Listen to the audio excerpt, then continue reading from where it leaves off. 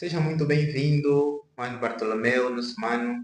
E você que está aqui no HD Panorama da Vida, você que nos assiste pela primeira vez, este é o canal que nós abordamos temas diferentes, temas que ajudam você a crescer em várias áreas da vida. E hoje não é ausência, pois hoje iremos de alguma forma, né, abordar sobre relacionamento, vida dois, vida solteiro, o que é necessário, será que é necessário trabalhar antes de entrar no orçamento, como é que você, como cristão, pode se posicionar dentro do relacionamento.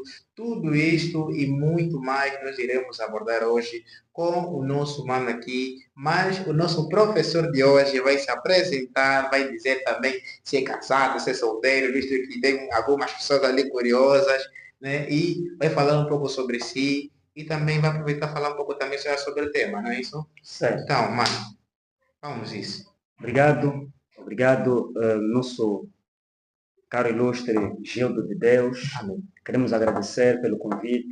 Amém. É sempre uma honra partilhar o nosso pouco conhecimento com os outros, senão de nada serve, de nada vale aquilo que nós temos. Obrigado também, quero agradecer também você que está aí nos acompanhando, cá em Angola, na diáspora. Agradecemos a sua companhia. Queremos agradecer também pelo convite que nos foi formulado para juntos tratarmos deste assunto que tem que ver com relacionamento, tem que ver com preparo, o modo correto, os perigos que podem advir de um relacionamento não aceito e não aprovado por Deus e pelos pais, e outras coisas mais que você poderá saber se nos acompanhar até o fim. Eu respondo pelo nome de Bartolomeu Jackson Fernandes Adriano, sou membro da Igreja Assembleia de Deus Pentecostal, sou casado e sou pai de um lindo menino de nome Zuriel. Amém. E pronto, estamos aqui para falarmos sobre este assunto que requer muita, mas muita atenção. Temos estado a ver nos últimos dias muitos atropelos no que concerne ao namoro.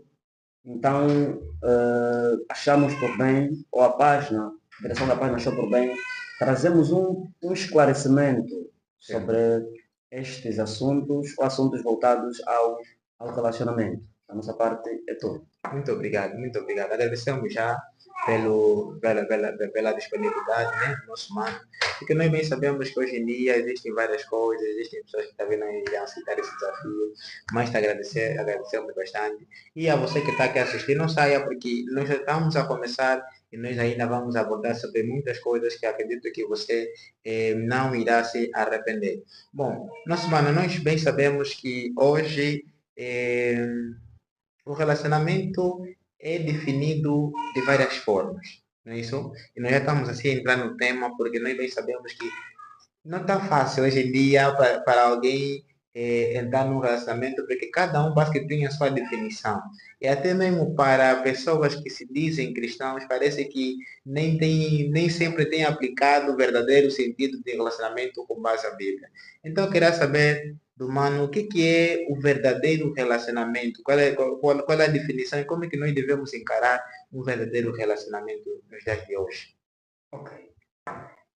Eu tenho estado a dizer que a escolha de parceiros ou de parceiro ou parceira tem se constituído nos dias de hoje um grande calcanhar de Aquiles. Porque, tal como disse na sua introdução, temos tido dificuldades de selecionar um parceiro, uma parceira, porque há pessoas que vão para um relacionamento com o seu interesse singular, particular, e que não se preocupa com o outro. Quer dizer, a ideia aí é querer olhar para si como centro das atenções e muitas vezes até não partilha o objetivo que lhe leva a começar um relacionamento com o outro. Lembrar que não acontece relacionamento de forma isolada. O relacionamento implica a presença de duas pessoas. Certo. Então, não se pode começar um relacionamento com mentiras. Não se pode começar um relacionamento com objetivos à parte, com objetivos singular, Certo. porque o relacionamento é entre duas pessoas. Então as duas pessoas devem estar ou comungar os mesmos ideais, terem a mesma meta. Certo. E hoje há pessoas que entram para o relacionamento olhando só pelos seus interesses pessoais. Olhando para a questão da própria palavra relacionamento ou namoro, podemos dizer que namoro, ou como dizia os latinos, o verbo era enamorar, que era se deixar apaixonar, se deixar levar por um sentimento, se deixar dominar por outrem. Sim, sim. Nos dias de hoje, podemos dizer que namoro é quando duas pessoas procuram manter uma relação afetiva entre ambos. Esse é o sentido geral do namoro. Mas se a gente olhar para aquilo que é o contexto bíblico, ou seja, se quisermos pegar esta palavra namoro e aplicar a pessoas que dizem ser cristãos ou sigam a Cristo, vamos aqui encontrar uma limitação, uma diferenciação daquilo que é o comum. Ok. Porque se olharmos hoje, o namoro hoje tornou-se como um ponto onde as pessoas se sintam livres de fazer tudo. Mas que na realidade o namoro não deve ser encarado desta forma, sobretudo na perspectiva bíblica ou na perspectiva de pessoas que sigam a Cristo. Ok. O namoro há sim liberdades, mas também há restrições estas que devem ser feitas numa outra etapa, porque o namoro é que nem uma introdução de alguma coisa que se vai desenvolver. E se a gente olhar para a questão da introdução, na introdução eu dou a conhecer aos leitores aquilo que nós vamos, ou aquilo que estará sendo abordado no desenvolvimento, e não procurar fazer as coisas a posterior ao namoro, no namoro. Uau, uau, uau, uau. Isso aqui é muito profundo, sabe? Quando o Mano Bartolomeu foi falando, nem o próprio Bartolomeu foi falando, eu fui sentindo aqui algumas perguntas que foram surgindo, tipo, quando nós falamos, né, de relacionamentos, parece que hoje em dia as pessoas não sabem, não sabem o porquê namorar, né? Algumas pessoas talvez namoram porque se sentem que já estão a passar-se da idade, e algumas pessoas namoram porque sentem a pressão dos amigos, que também namoram, algumas pessoas namoram, mas afinal de contas, né? Por que namorar? Bom, esta é uma pergunta que devia merecer a atenção de quem pretende entrar para um namoro. Sim, sim. O namoro não é um estágio infinito, ou seja, não é um estágio sem fim. Dizem alguns teólogos, alguns terapeutas de relacionamentos, de que o namoro é uma fase de preparação, uma fase de conhecimento. Sublinhar aqui que não é possível conhecer na íntegra o seu parceiro no namoro. Sim. Tal como já disse inicialmente, o namoro é apenas uma introdução. Certo. Se quiser conhecer os outros meandros do relacionamento, tem de dar um outro passo, que é o casamento. Certo. Como disse, namorar, se a gente olhar para o sentido, a semântica desta palavra, namoro é diálogo. Okay. Namoro é partilha de pensamentos, namoro não tem nada a ver com prática, com certas práticas que a sociedade hoje adotou. Certo. Por que namorar? Como disse, se o namoro é a introdução deve necessariamente levar-nos a um desenvolvimento. Não se namora apenas para ocupar alguém, ou porque se sintas carente, ou porque então a sociedade o pressiona. Por quê? Se a gente olhar para a pressão social, todos os dias a sociedade nos pressiona. Sim. Há coisas que nós desejávamos ter aos 30, aos 27 anos e não temos. Mas é preciso nós sublinhar aqui o seguinte, de que eu não posso começar um namoro porque está na moda, porque os meus amigos namoram, ou porque me sinto que fiquei para trás em relação aos outros. O namoro é um princípio que nos leva desenvolvermos certas responsabilidades. Até porque o namoro também faz com que nós descobramos algumas valências que estavam adormecidas em nós, Sim. mas que nós as temos. Certo. Porque é no namoro que você desenvolve a questão da afetividade, a questão da responsabilidade, a questão do compromisso para com o outro, a questão de se doar é no namoro. Ok. Então, o namoro não é apenas uma estação em que as pessoas têm trocas de abraços, beijos, carícias, na vertente geral. O namoro é mais do que isso. Certo. Tratando-se de um namoro cristão, pior, porque o namoro cristão deve necessariamente culminar em casamento. O namoro cristão deve terminar necessariamente em casamento. Por que namorar? Por que namorar? Nós somos seres sentimentais. Certo. E o homem deve ser cuidado por um outro ser que tem as mesmas paixões, desculpe, os mesmos sentimentos, que tenha o mesmo, que tenha um ser igual a nós. O namoro é a introdução que nos leva para o desenvolvimento que é casamento. Sim. Não se casa sem antes namorar. O fim último do namoro é o casamento.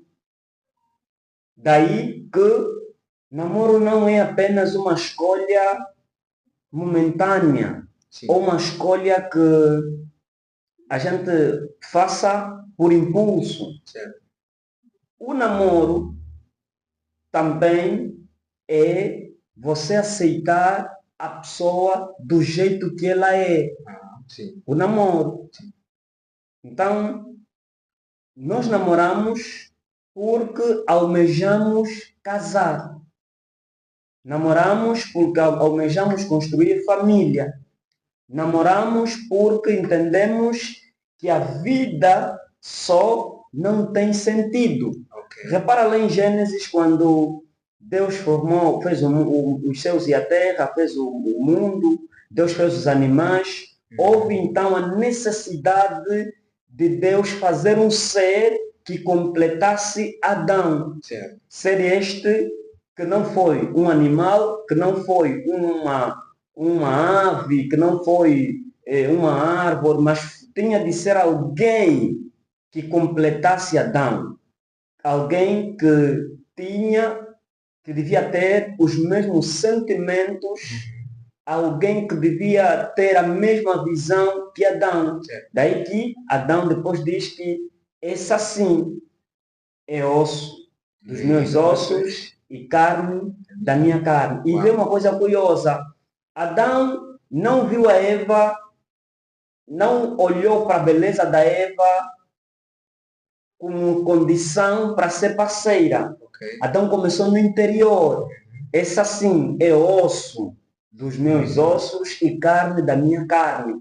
Mas Adão primeiro não viu o osso, Adão primeiro viu a carne, viu a estrutura física. A ideia aqui é de que Adão conseguiu enxergar que a mulher não deve ser selecionada apenas pela beleza física. É aí que às vezes nós erramos. Sim. Nessas escolhas também de parceiros, nós queremos selecionar por aquilo que o físico nos apresenta. E que muitas vezes nós cometemos. Cometemos por quê?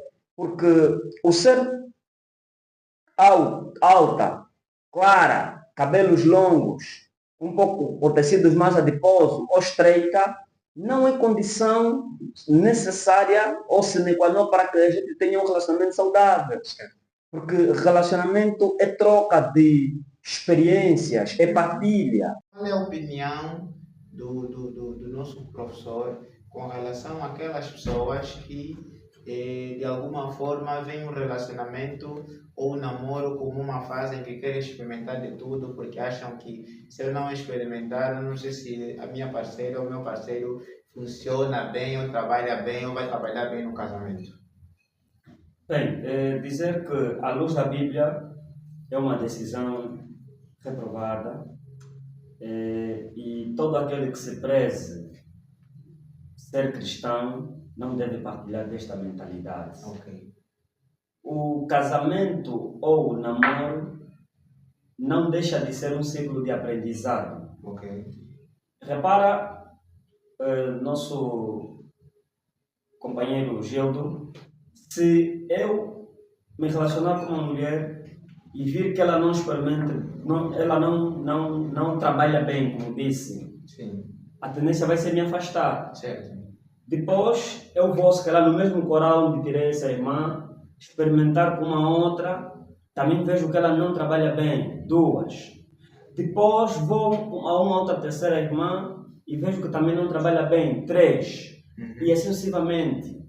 Então, isso até cria um mal-estar, né, no seio, primeiro, do coletivo onde você se encontra, porque aquela irmã que você se calhar a deixou por não trabalhar bem, amanhã poderá ser esposa de um outro teu irmão.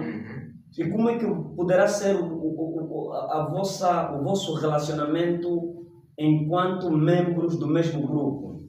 Então, não se pode entrar para o casamento com uma ideia de experimento. Sim. Para nós cristãos, o namoro tem de ser ou tem de ter a probabilidade de dar certo de pelo menos 99%. Nós não somos iguais ao mundo, às pessoas que não têm a Cristo como seu único amado Salvador, que experimentam aqui, experimentam ali, porque isso depois cria uma certa nostalgia no seio. Para já, eu costumo dizer que não se pode ter práticas sexuais na casa do teu pai. Certo. Quem deve, ou a pessoa apta para praticar, para ter relações sexuais na casa onde você vive, é o pai. O sexo é para ser praticado na sua casa. Assim a ser, só isso já nos impede de nós experimentarmos com A, com B, com C, na tentativa de queremos levar uma pessoa perfeita para o casamento. E ademais, o casal, como disse inicialmente, o namoro é diálogo, é partilha. Certo. O casamento, pior ainda. Logo, se eu consigo perceber que a minha parceira traz consigo algumas debilidades e eu sou apto nesta área, eu posso ajudá-la e devo ajudá-la para que tenhamos então um relacionamento saudável. Então este é o meu posicionamento. Uau. Isso é bom. E isso só para a gente, né? Já que continuamos agora na fase de pré-relacionamento, né? Falando um pouco sobre relacionamento, vamos na fase de pré-relacionamento. Mas antes, você que está ali, você que nos assiste, por favor, dá já aquele apoio que é necessário, se inscreva já no canal, deixa já o seu like, porque é o seu like que dá a entender ao YouTube de que realmente este vídeo produziu efeitos positivos na tua vida e de alguma forma você também gostou de assistir. Então, dá um teu like, comenta aqui o que você achou do vídeo e bora se inscrever.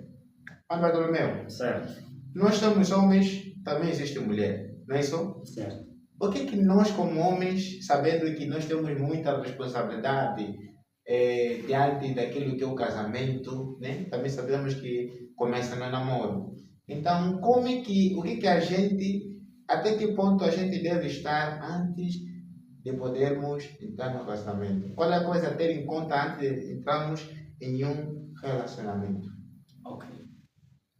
Bem, como homens, depois como mulheres. Bem, como já disse inicialmente, o namoro não é uma estação fixa. Sim. O namoro é uma coisa dinâmica que deve necessariamente levar-nos para uma outra, para um outro porto. Certo. Ok, não é uma coisa fixa. Logo, é no namoro que também se abrem inúmeras responsabilidades. O fim último do relacionamento, do namoro, é o casamento. Certo. E se o fim último é o casamento, para que o casamento seja realizado, é necessário que nós olhemos para algumas coisas. Primeira coisa, antes mesmo que você comece o namoro, é necessário, na vertente geral, ter maturidade. As mulheres gostam de se sentir protegidas, apoiadas pelo parceiro. Certo. Um parceiro imaturo destrói o seu próprio relacionamento. A maturidade é fundamental. Ok. A par da maturidade, é preciso também ter condições financeiras. Por que eu digo isso? O namoro, ele é segmentado, é auxiliado com algumas atividades. E não se pode realizar atividades a custo zero. Sim, sim. Estamos aqui, diante desta conversa, há uma série de gastos que se fez, desde os materiais, a internet, o tempo, a casa que nos acolhe, tudo mais. Sim. Quer dizer, se não houvesse verbas ou dinheiro para organizar todo esse aparato, nós não estaríamos aqui a conversar. Então, o namoro precisa ser sustentado. Sustentado de que maneira? Sustentado, por exemplo, as saídas. É muito fundamental que no namoro haja saídas. Sim. Passeios. E os passeios têm um custo. Sim. Chupar gelados, oferecer presentes, assumir algumas responsabilidades, alguns gastos, algumas necessidades da nossa parceira, porque o namoro também é uma fase de elevação. O parceiro deve se sentir que é uma parte da construção, quer acadêmica, quer financeira, quer em termos de negócio do seu parceiro. Porque eu não vou estar com uma parceira que não soma, que não multiplica, que só subtrai. Então, a parceira, ao seu nível, deve ser parte da evolução, do crescimento do parceiro e assim vice-versa.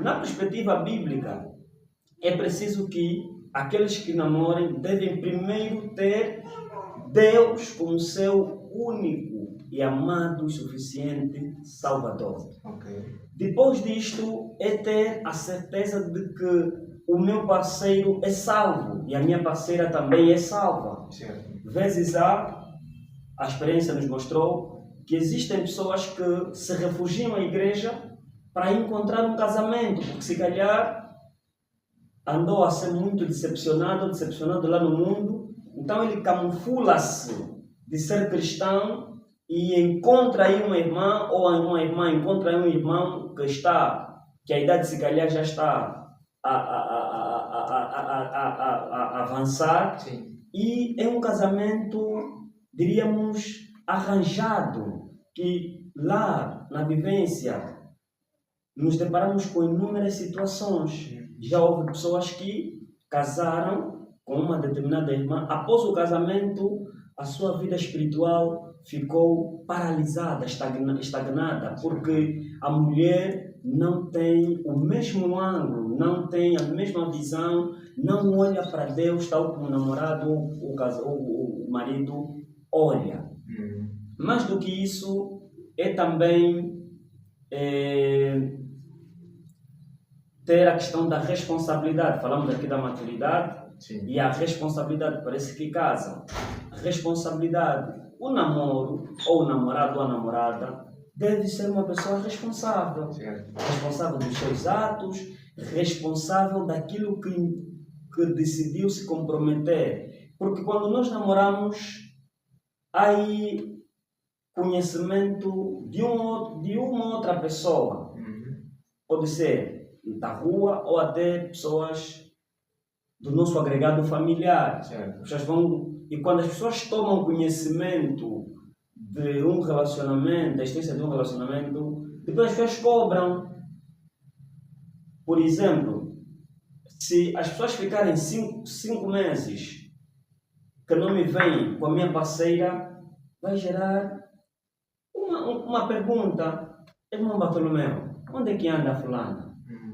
Por isso é que eu tenho estado a dizer que o relacionamento entre pessoas cristãs deve ter um acompanhamento de uma pessoa idônea, da igreja, se necessário, deve-se criar uma comissão aí na igreja que acompanhe mesmo os relacionamentos, porque o relacionamento entre pessoas cristãs, como disse inicialmente, deve ter a probabilidade de dar certo de pelo menos 99%.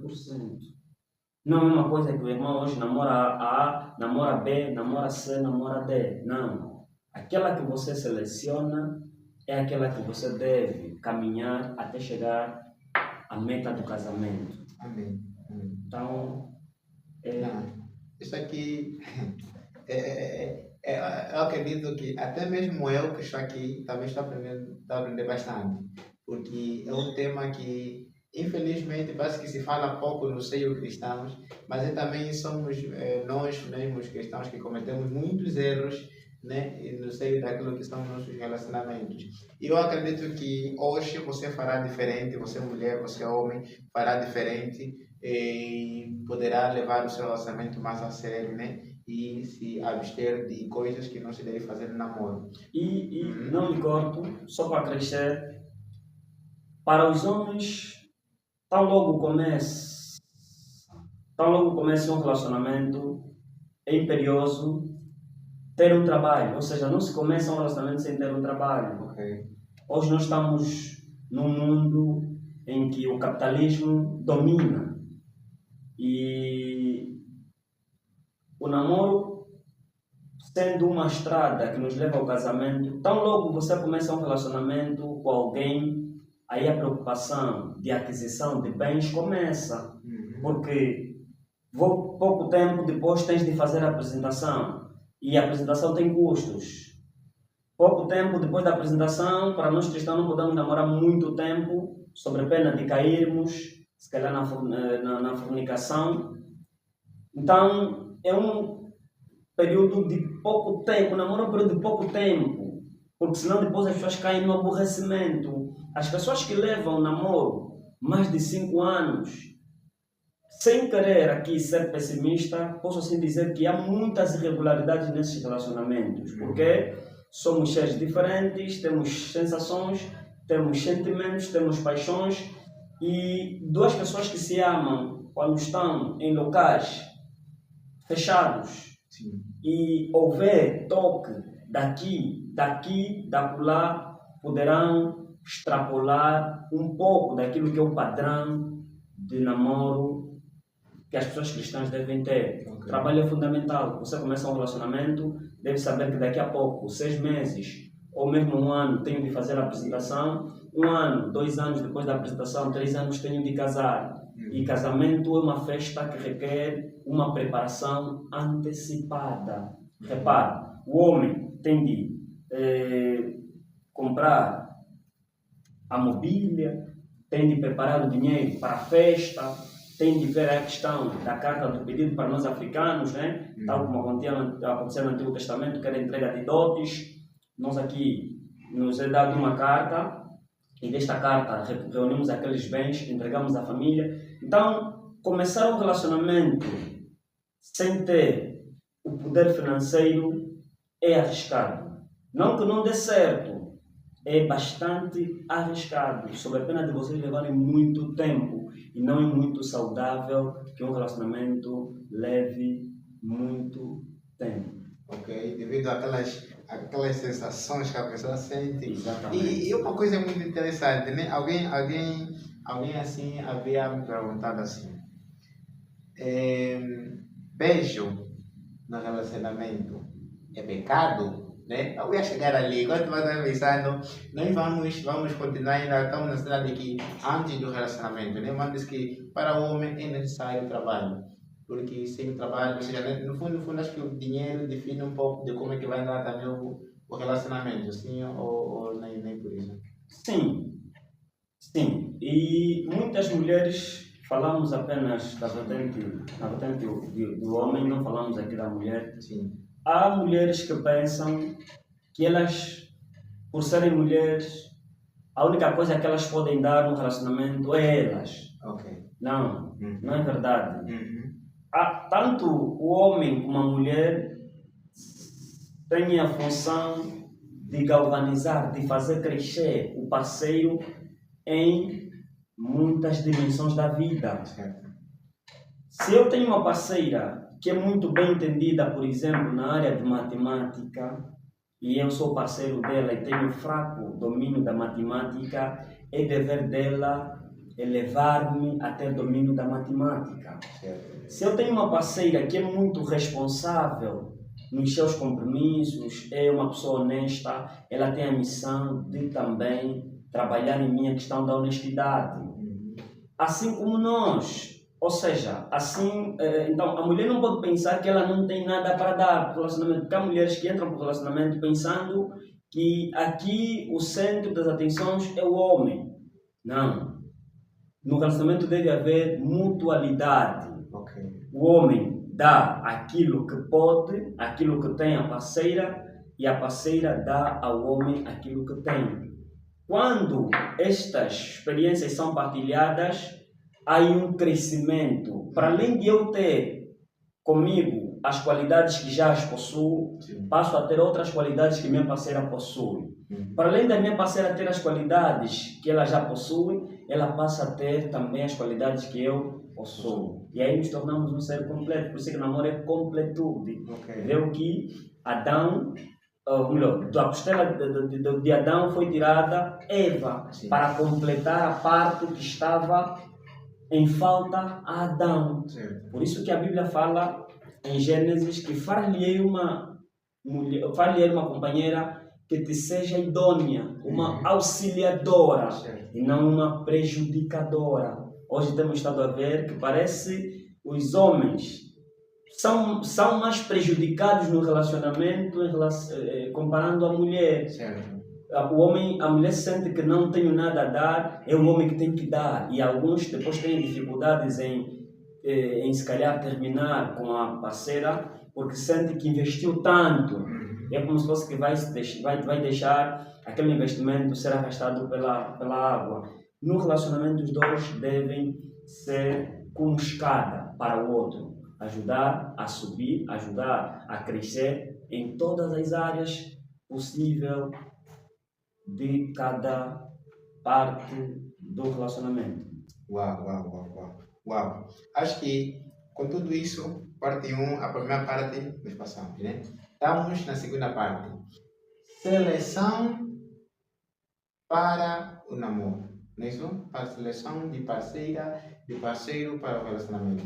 O Mano disse na parte 1, né? Na primeira parte, que é necessário que o homem tenha trabalho, não é isso? É necessário também que a mulher faça alguma coisa, ou faça alguma coisa, né? Ou saiba, entenda que não é só o corpo dela que vale, né? Ela tem que ter qualidades que também lhe sejam apropriadas para poder, né, produzir um relacionamento harmonioso.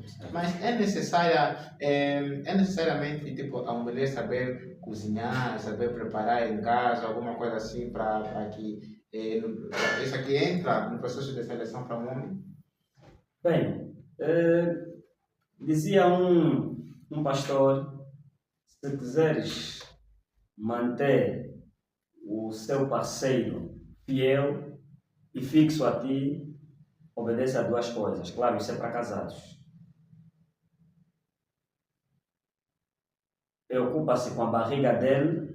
Ao dizer preocupa-se com a barriga, estamos a dizer alimentação, e esvazia os testículos. Tal como disse, isso é para casados. As mulheres devem ter a consciência de que enquanto estão na casa dos pais, estão num estágio. Estão num estágio para que um dia assumam a efetividade nas suas próprias casas. Pena que hoje nós substituímos os trabalhos que as nossas filhas deviam ter feito, as nossas irmãs, por vulgo empregadas. Estamos a levar nossas filhas, nossas irmãs, diríamos quase que cruas, nos relacionamentos e concomitantemente nos casamentos.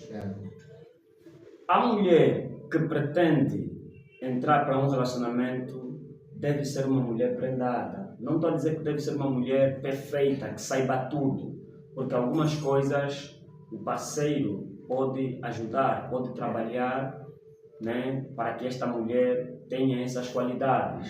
Mas a alimentação é fundamental. Saber cozinhar, saber lavar. Hoje temos dificuldade. Há mulheres que têm 19 anos, 20 anos, 21 anos, 23, 25, que não conseguem passar uma camisa, não conseguem pôr um vinco na calça. Mas é uma mulher, é uma potente candidata ao casamento. Isto é perigoso. E hoje as tias têm estado a se furtar daquilo que é o verdadeiro papel de uma tia. Hoje as tias quase que não ensinam as sobrinhas, as filhas, mas estão mais prontas para poder receber algumas coisas da carta do pedido.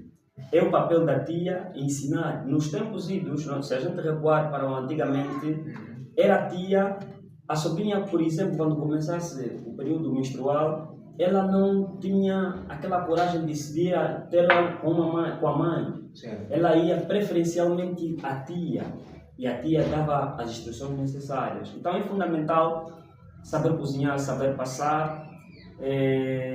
A questão da higienização é fundamental, porque há mulheres que até mesmo cuidar da sua própria roupa têm dificuldade.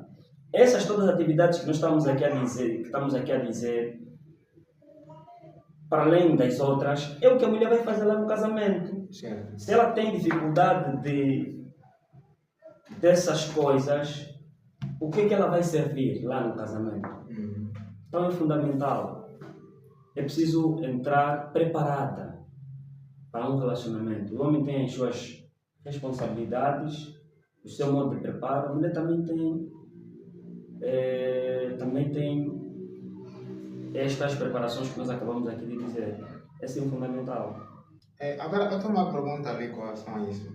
Tem-se dito assim, o homem, né? Ou seja, o parceiro, a parceira, quando ama de verdade, ela muda. Não é isso? Certo. E também nós aprendemos que, ou pelo menos alguém já disse isso aqui, disse que se você quer descobrir como é que uma mulher, por exemplo, vai tratar um homem, você tem que saber como é que ela trata os seus pais, né? Ou as pessoas que vivem com ela, assim também com um homem.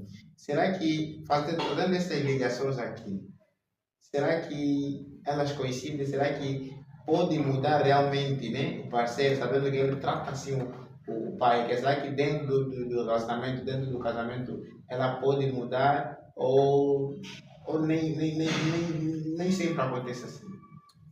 Olha, tocou num assunto bastante pertinente. Hoje nós assistimos até a alguns casamentos em que a mulher até dá mixoxo ao homem. Levanta a mão ao homem, por exemplo, como se fosse que vai para a tua vida, algo parecido. Sim. A mulher, quando entra num casamento, ela ganha um pai, ganha um amigo, ganha um parceiro. O homem, quando entra para um relacionamento, ganha uma mãe, ganha uma amiga, ganha uma conselheira, ganha uma auxiliadora, ganha uma irmã também. Para além de ganhar uma parceira. E aqui eu vou focalizar um bocadinho na questão da vivência no seio familiar. Certo.